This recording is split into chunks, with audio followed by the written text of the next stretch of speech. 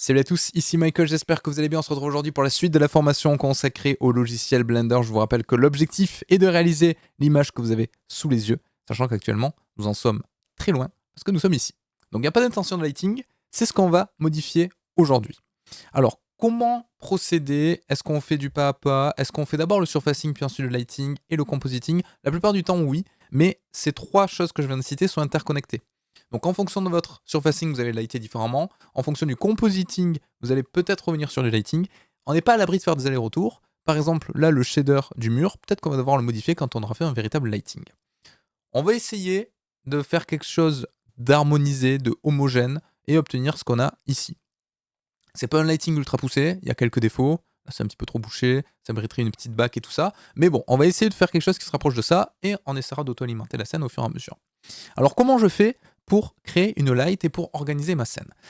Comme tout à l'heure, je dis ça parce que j'ai enchaîné les vidéos, mais comme sur la vidéo précédente, on peut créer une nouvelle collection ici, que je vais appeler light. Tac, je vais créer une nouvelle couleur, donc souvent on met du bleu ou du jaune, à vous de voir. Allez, on va mettre du jaune aujourd'hui pour l'éclairage.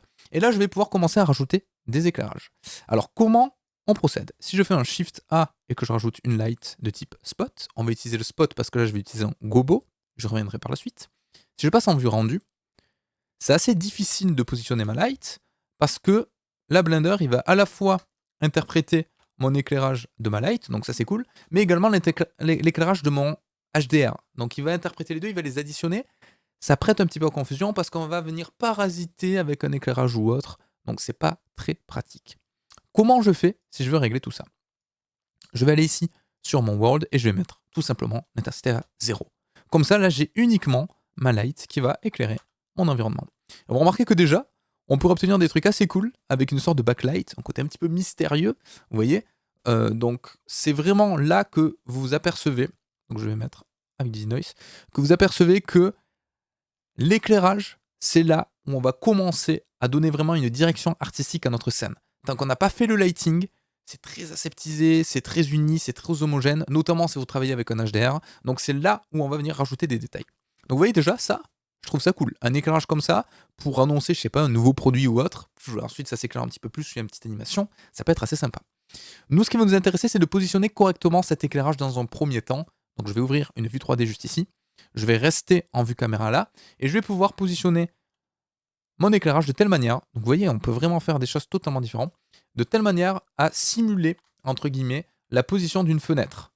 Donc on va dire que ce serait à cette hauteur-là, je vais faire une petite rotation comme ceci, petite rotation, hop là, comme ça, et donc là, on est pas mal, je viens frapper les trois quarts, ici on a un joli liseré, donc ça c'est pas mal. On va peut-être un petit peu l'éloigner, malgré tout, voilà, comme ça. Et donc là, on va dire qu'on a un premier éclairage. Moi, j'aimerais bien rajouter de la variation. Parce que là, par défaut, c'est un éclairage uni. C'est pas très beau. Je vais le renommer Gobo. Vous allez comprendre pourquoi. C'est pas pour rien. Je fais un petit CTRL S. Parce que je vais créer ce qu'on appelle un lighting de type Gobo. Un lighting Gobo, c'est un lighting qui va être dépendant d'une texture. On l'a déjà vu dans une vidéo, mais je vous fais un petit récap ici. Donc je vais passer dans le shader editor, use node. Là, je peux changer la couleur de ma light, c'est magnifique. L'intensité de cette dernière, c'est magnifique aussi. Mais ce qui va surtout m'intéresser, c'est que je peux rajouter ici en entrée quelque chose qui va venir rajouter de la variation. Je pourrais faire ça avec une texture procédurale de Blender, pourquoi pas. Moi, ce qui va m'intéresser, c'est de faire ça avec une image texture. Et je vais ouvrir une texture. Alors, vous pouvez aller sur Internet, taper Gobo Texture, comme j'ai fait ici. Tac. Et si vous allez sur Image, normalement, vous allez tomber sur celle-ci. Mais il y en a plein. Donc moi, pour l'exemple de ce tuto, j'utilise celle-là. Mais vous utilisez celle que vous voulez.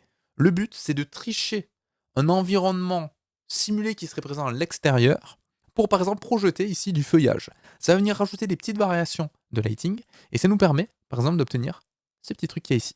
Et ça va vachement rajouter en réalisme. Donc ça c'est cool. Je vais relier ma color à ma color, je vais faire open et je vais prendre ma texture que je viens de vous présenter. Donc là on a ceci. On est déçu pour plein de choses. Déjà l'intensité est trop faible. Donc je vais l'augmenter, je vais le mettre à 25 par exemple. C'est mieux, mais c'est pas suffisant.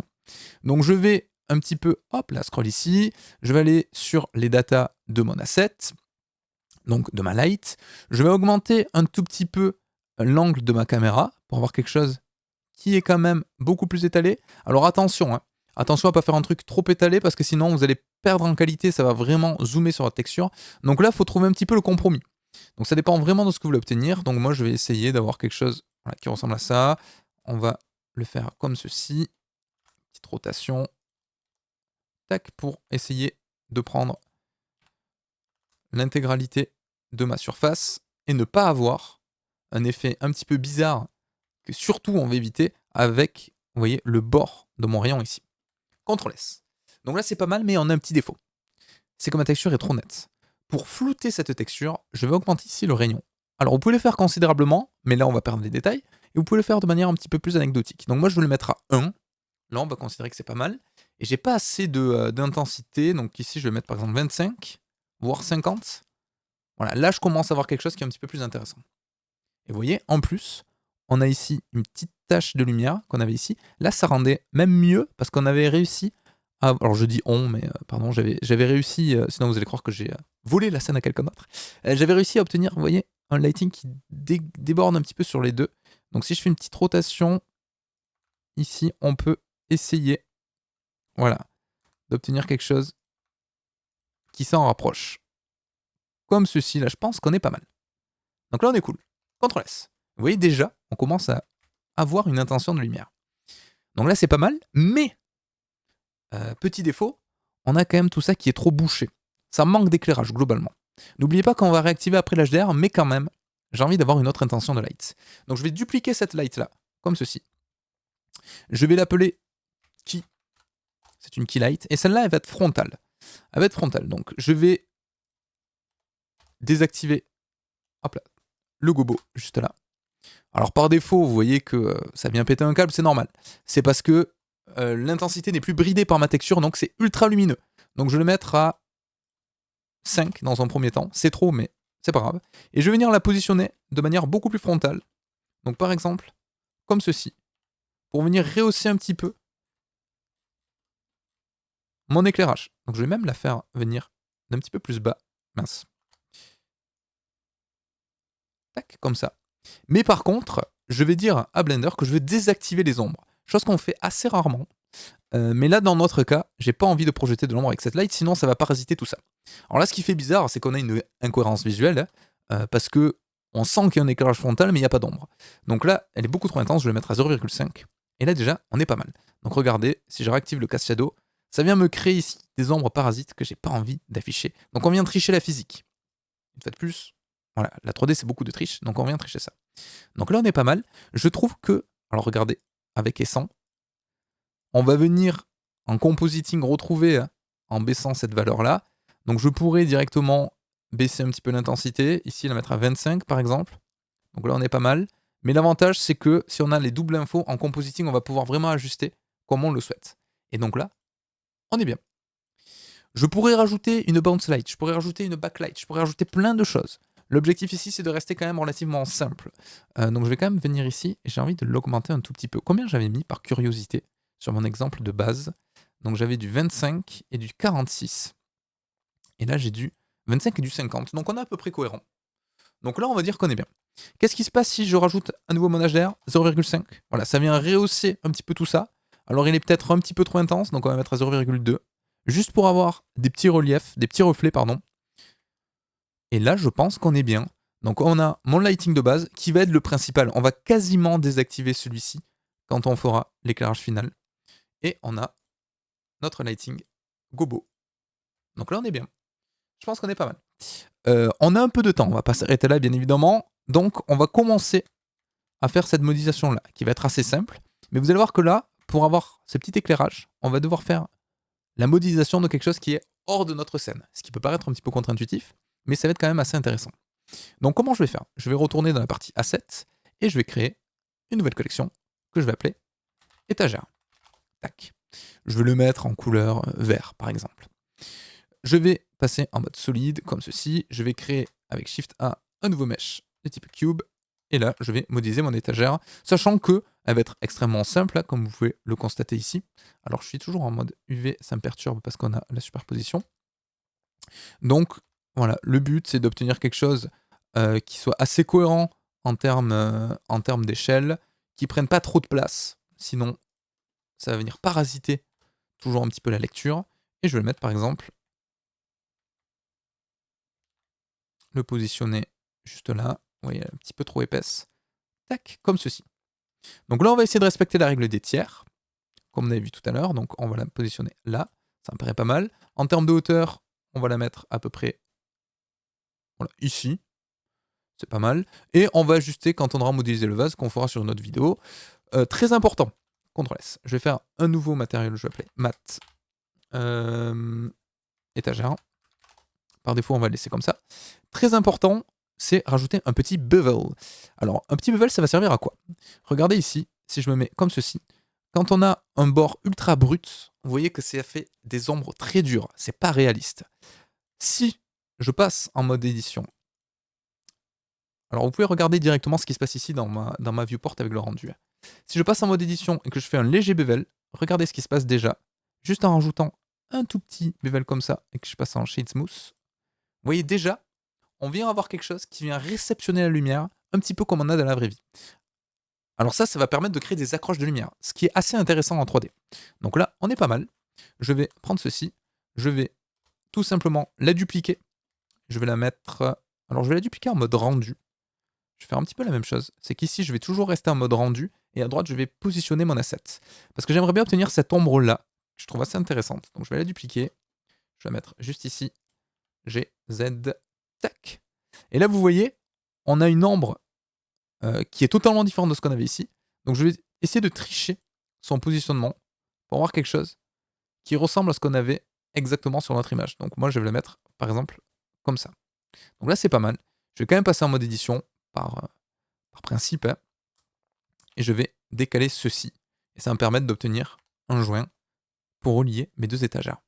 Alors, je ne suis pas obligé vu que c'est hors cadre. C'est vraiment pour le côté essayer de respecter un minimum la cohérence globale. Donc là, on est pas mal. Je vais pouvoir également rajouter un petit cylindre tac, que je vais mettre juste ici. Donc ce qui est intéressant, c'est que si vous avez quand même une bonne machine, et Blender est assez optimisé pour, hein, vous pouvez à la fois faire votre set dressing ici, et voir en temps réel ce que ça donne dans votre rendu. Donc ça c'est quand même assez cool. Je vais faire un changement d'échelle, je vais mettre comme ceci, je vais faire un clic droit chez Auto Smooth. Je vais un petit peu vite parce que tout ça normalement vous savez faire. Je vais passer, hop là, en mode, je vais le mettre au milieu, je vais faire un scale en Z, et là on est pas mal, il est peut-être un petit peu trop large comparé à ce que j'avais à droite, donc on va légèrement réduire, et donc là on est pas mal, je vais mettre un premier élément juste ici, donc là on vient simuler une structure, donc pareil, le fait de donner de la vie à des éléments qui sont pas véritablement présents dans mon champ de vision, c'est assez intéressant, parce que l'utilisateur, il vient automatiquement s'imaginer la constitution de la scène, et moi, personnellement, je trouve ça assez chouette. Alors, vous n'êtes pas obligé de faire tout ça, hein, mais moi, je trouve ça intéressant. Donc là, on est pas mal. Je vais peut-être passer en Individual Origins, juste ici, et je vais faire un S, Shift Z, pour venir un petit peu les affiner. Parce que là, on avait un rendu qui était cool, parce qu'on voyait un petit peu l'espacement de ces derniers. Alors, c'est peut-être... Ah, c'est parce que ma caméra était différente. Bon, peut-être qu'on n'obtiendra pas exactement la même chose, c'est pas très grave. Après, ma caméra, je pense qu'elle était un petit peu plus proche quand même, hein, en le revoyant.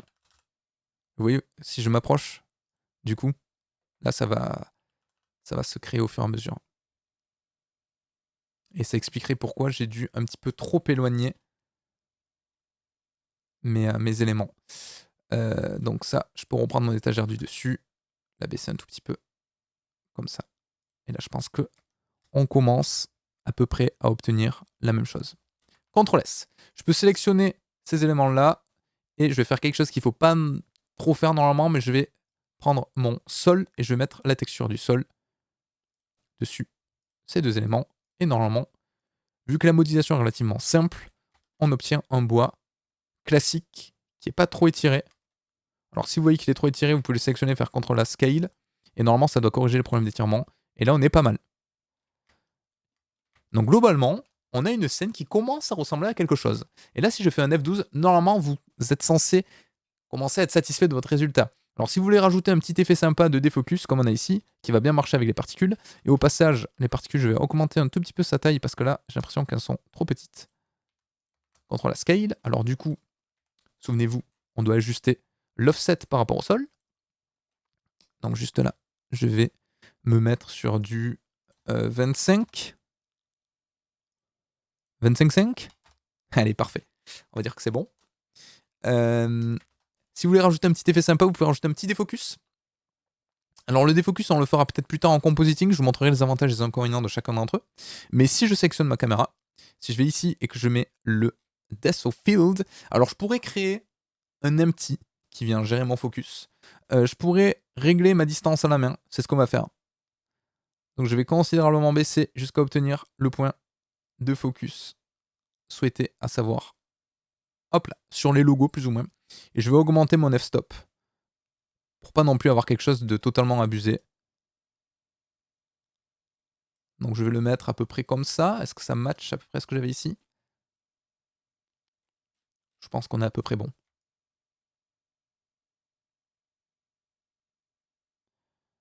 Je pense que nous sommes à peu près bons.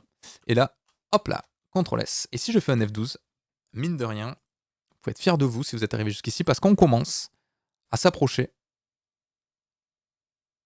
d'un rendu un petit peu plus final. Ouh, alors attendez, là on a un truc bizarre. Ce décrochage, il me plaît pas trop là. Bon, on a peut-être des choses à ajuster. Mais voilà ce qu'on a jusqu'à présent. Donc on va ajuster encore plein de petites choses.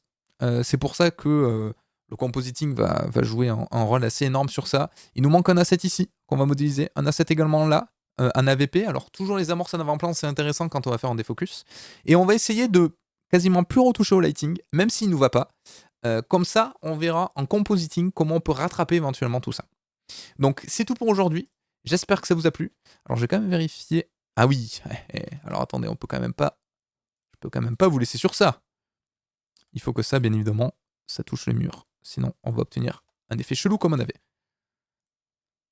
Donc là, voilà. Là, on est bien mieux. Donc je lance le rendu et j'en profite. Je profite du rendu pour vous parler en même temps. Donc on va faire un rendu, allez, en 30 secondes. Comme ça, ça me bride. Je ne vais pas parler plus de 30 secondes. J'espère que ça vous aura plu. On essaie de faire quelque chose d'assez cohérent. N'hésitez pas à me dire si vous avez des choses qui vous plaisent pas trop dans la manière dont j'aborde le sujet. Je vais essayer de vous montrer au fur et à mesure comment améliorer éventuellement. Alors là, on a des ombres un petit peu parasites. Je sais pas si on avait ça sur le... Non, on n'avait pas ça. Donc on essaiera d'ajuster tout ça la prochaine fois. Comme je vous dis, hein, il y a beaucoup d'allers-retours entre les différents métiers de la 3D quand on fait une image. Je vais arrêter le tournage des vidéos pour aujourd'hui parce que j'en ai enchaîné plein et je commence à avoir du mal à parler. J'espère que vous avez appris des choses, que ça vous a plu et je vous dis à très très vite pour une prochaine vidéo sur Blender. Ciao tout le monde, à plus.